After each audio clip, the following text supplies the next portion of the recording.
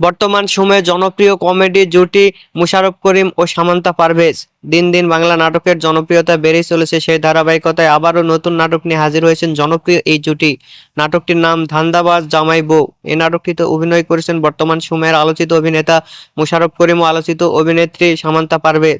এই নাটকটির রচনা ও করেন সুজিত বিশ্বাস এবং পরিচালনা করেন সোহেল রানা ইমন। নাটকটি খুব শীঘ্রই ঈদে এনটিভির পর্দায় প্রকাশিত হবে। আপনারা দেখতে চাইলে অবশ্যই এনটিভির পর্দায় চোখ রাখুন এবং নিয়মিত নতুন নতুন নাটকের আপডেট পেতে হলে অবশ্যই চ্যানেলটিকে সাবস্ক্রাইব করে রাখুন। পরবর্তী ভিডিওর জন্য অপেক্ষা করুন।